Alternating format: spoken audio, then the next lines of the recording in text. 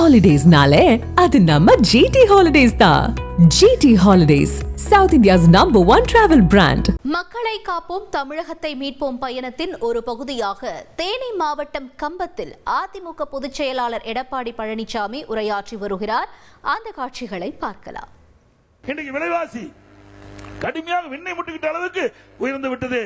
இன்றைக்கு அரிசி விலை சிந்திச்சு பாருங்க. அண்ணா திமுக ஆட்சியிலிருந்தும் இப்ப திமுக ஆட்சியிலையும் எந்த அளவுக்கு உயர்ந்திருக்கு என்பதை எண்ணி பார்க்க வேண்டும். இதெல்லாம் மளிகை கடையில் வாங்கின பட்ச விலை இல்லைன்னா திமுக பேசுவாங்க. உடனே வேண்டுமென்றே திட்டமிட்ட எடப்பாடி பழனிசாமி பஸ் தூக்கிட்டு ஊர் ஊரா போய் பொய்ய பேசிட்டு ஒரு தவறான தகவல் சொல்லுவாரு.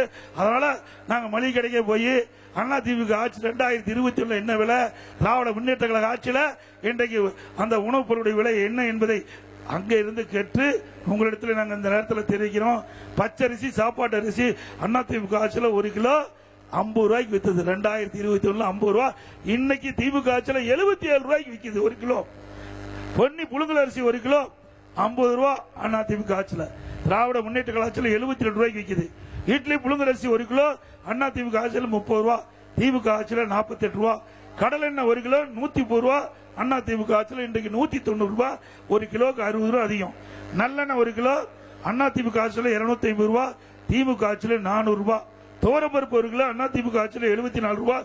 இன்றைய தினம் திராவிட முன்னேற்ற கழக ஆட்சியில 130, 1 கிலோக்கு 56 ரூபாய் அதிகம். உளுத்தம்பருப்பு 1 கிலோ அண்ணா திமுக ஆட்சியில 79, திமுக ஆட்சியில 120, 41 ரூபாய் அதிகம். இப்படி வெண்ணை முட்டுகின்ற அளவுக்கு விலை உயர்ந்து போச்சு. இதை கட்டுப்படுத்துவதற்கு இந்த அரசாங்கம் எந்தவித முயற்சியும் எடுக்கல, நடவடிக்கை எடுக்கல. இதே அனைத்து இந்திய அண்ணா திராவிட முன்னேற்ற கழக அரசு இருக்கின்ற பொழுது இந்த உணவுப் பொருட்கள் விலை உயர்கின்ற பொழுது அதை கட்டுப்படுத்துவதற்காக அதை கட்டுப்பாட்டு உணவு கட்டுப்பாட்டு நிதி என்ற ஒரு நிதியை ஒதுக்கி, விலை கட்டுப்பாட்டு நிதி என்ற ஒரு நிதியை ஒதுக்கி 100 கோடி அதற்காக அனைத்து இந்திய அண்ணா திராவிட முன்னேற்ற ஒதுக்கீடு செய்யப்பட்டு எந்த பொருள் தமிழகத்தில் உயர்கின்றதோ உணவுப் பொருள், எந்த மாநிலத்தில் அந்த உணவுப் பொருள் குறைந்த விலைக்கு இருக்குதோ அங்க கொள்முதல் செஞ்சு கூட்டுறவுத்துறையின் மூலமாக விற்பனை செஞ்சு அந்த உணவுப் பொருள் விலையை சரி செஞ்சோம். இது அண்ணா திமுக ஆட்சியுடைய சாதனை. இன்றைய ஆட்சியாளர்கள் இதை பத்தி எல்லாம் கவலைப்படுறதே கிடையாது. இன்றைக்கு குடும்பம் எப்படி இருக்க வேணும் அதை பத்தி தான் இன்னைக்கு சிந்திக்கிறார் இன்றைய முதலமைச்சர் ஸ்டாலின் அவர்கள். அது குடும்ப ஆட்சி.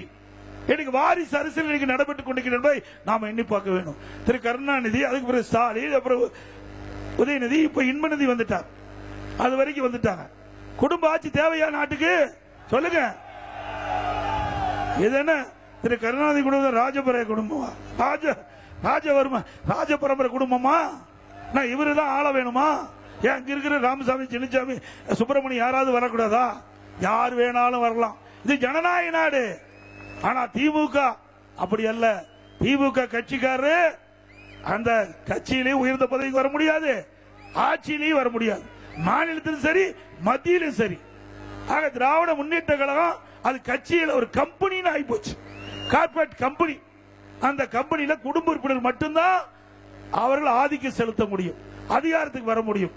அப்படிப்பட்ட கட்சி ஆட்சிக்கு வர வேண்டுமா? சொல்லுங்க நீங்களே. அனைத்து இந்திய அண்ணா திராவிட முன்னேற்ற கழகம் ஜனநாயக மிக்க கட்சி. யார் வேணாலும் உயர்ந்த பதவிக்கு வர முடியும், யார் வேணாலும் அதிகாரத்துக்கு வர முடியும்.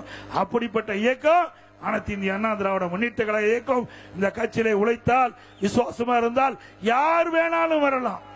இன்னார் தான் குறிப்பிட்டு கிடையாது. தொண்டன் கூட இந்த கட்சிக்கு பொதுச் செயலாளர் ஆக முடியும். தொண்டன் கூட இந்த கட்சியிலே இருந்தால் எம்எல்ஏ ஆக முடியும், எம்பி ஆக முடியும், அமைச்சர் ஆக முடியும், ஏன் முதலமைச்சரே ஆக முடியும். இப்படி திமுக தலைவர் சொல்ல முடியுமா? முடியுங்களா? இது சுதந்திரமா செயல்படுகின்ற கட்சி அண்ணா திமுக கட்சி. அதனாலதான் இதை யாராலையும் அழிக்க முடியாது. எவ்வளவோ அவதாரம் எடுத்து பார்த்துட்டார் ஸ்டாலின், ஒன்னும் அசைக்க முடியல. எவ்வளவு வழக்குகள் அதெல்லாம் சந்திச்சு தவிடுபடி ஆக்கியாச்சு அண்ணா திமுக.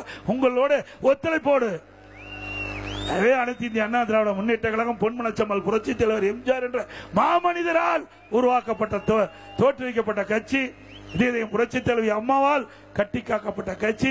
இருவரும் தலைவர் ஆசையோடு அனைத்து இந்திய அண்ணா திராவிட முன்னேற்ற கழக ஆட்சியிலே எண்ணற்ற திட்டங்களை கொண்டு வந்து நிறைவேற்றி நாட்டு மக்கள் வளமோடு செழிப்போடு இருந்த காலம் அண்ணா திமுக ஆட்சி காலம்.